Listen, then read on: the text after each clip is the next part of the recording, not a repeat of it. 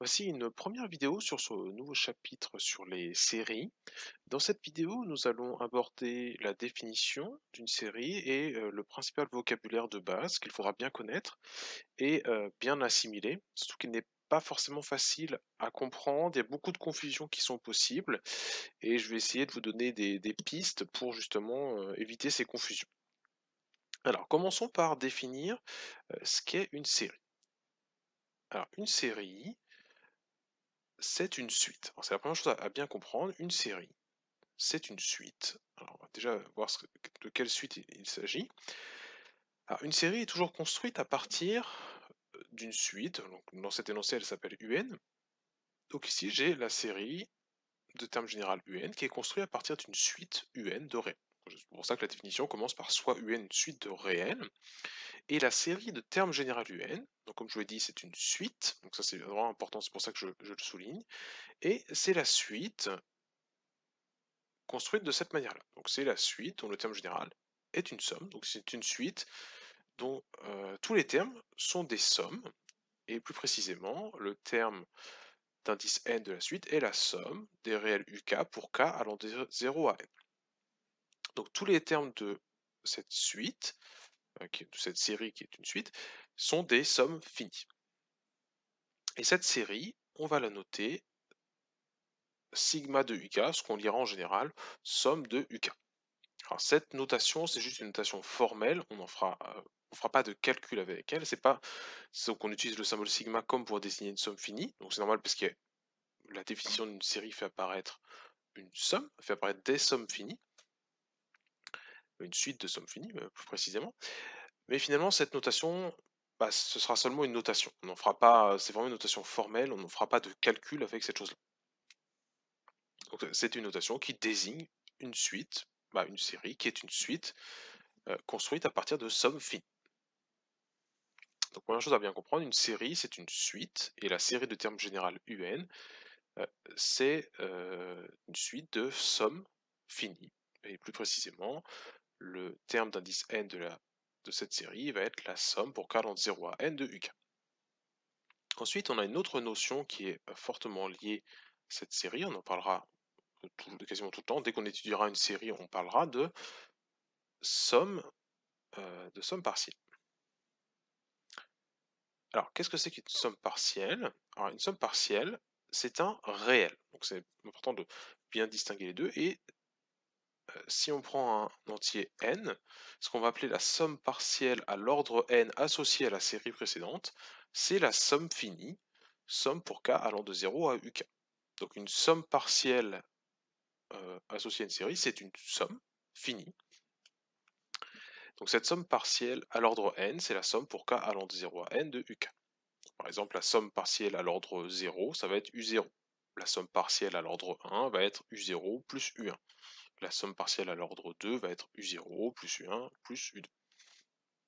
Donc ce qu'il faut comprendre dans cette définition, donc bon, il y a plusieurs choses à comprendre. Premier point important, c'est qu'une série est une suite. Donc c'est une suite un peu particulière, c'est une suite dont tous les termes sont des sommes finies, qui sont toutes construites à partir d'une même suite de réels. Donc ici c'est la suite UN. Alors pour mieux comprendre ça, on va faire deux petits exemples avec des séries assez simples. Donc, ce sont les deux exemples qui apparaissent dans le cours, dans le polycopie du cours. On va commencer par la série sigma 1. Alors on lit ça en général série somme de 1. Ça c'est la suite. Somme pour k allant de 0 à n. Donc c'est la suite dont le terme général est la somme pour k allant de 0 à n de 1. Et on va essayer d'en déterminer les sommes partielles. Alors il se trouve que pour les deux exemples qu'on va traiter ici, les sommes partielles sont faciles à calculer. On verra que ça n'est pas toujours possible. Bon, au début du chapitre, ça sera souvent possible puisque ça nous fournira une méthode pour étudier pas mal de propriétés sur les séries. Donc la somme partielle à l'ordre n, qu'on va très souvent noter Sn. Bon, je ne l'ai pas rappelé dans la définition précédente, mais c'est quelque chose qui est écrit dans le cours. Donc c'est la somme pour k allant de 0 à n de 1. Et il se trouve ici que cette somme est facile à calculer puisque c'est la somme d'une constante. On somme n plus une fois la constante 1, c'est-à-dire n plus 1. Donc on a calculé la somme partielle à l'ordre n associée à cette série. Associée à cette série. Donc la série somme de 1, sigma de 1 est une suite, et une somme partielle, ou ici la somme partielle à l'ordre n, est un terme de cette suite, donc c'est un réel. Donc ici il se trouve que Sn est égal à n plus 1. Alors traitons un deuxième exemple, la série somme de n, donc à nouveau c'est une suite, puisque c'est une série, et c'est une série construite à partir de plusieurs sommes, et à chaque fois ici ça va être la somme pour k allant de 0 à n de k. Et comme tout à l'heure, on va pouvoir calculer la somme partielle à l'ordre n, donc je vais appeler à nouveau Sn, donc ça va être la somme pour k allant de 0 à n de k, et il se trouve que on peut calculer ça en utilisant une formule qu'on a vue au tout début d'année.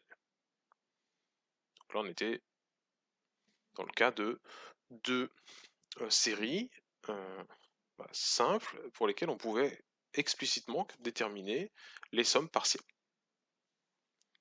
Alors plusieurs choses à bien retenir sur les séries, donc déjà bien comprendre la définition, si on revient à la page précédente, donc une série est une suite associée à une autre suite, donc déjà il faut faire attention parce que vous voyez il y a plusieurs suites qui rentrent en jeu dans cette définition, il y a la suite UN qu'on a fixée au début, une suite de réel, et la série qui est aussi une suite, mais définie à partir de la suite UN. Donc c'est assez facile de faire des confusions. Un autre point qui peut amener à faire des confusions, c'est le fait que entre la notation pour désigner la série somme de UK et la notation pour désigner une somme partielle, somme pour K allant de A à N de UK, ces deux notations sont similaires. Si on compare cette notation-là et celle-ci, elles sont vraiment très proches. Mais il ne faut pas confondre les deux, puisque l'une désigne une série et l'autre désigne une somme partielle. Donc l'une est une suite et l'autre est un réel. Donc ce sont deux objets qui sont reliés, mais qui sont de formes différentes. Voilà, donc plusieurs choses qui peuvent amener à des confusions.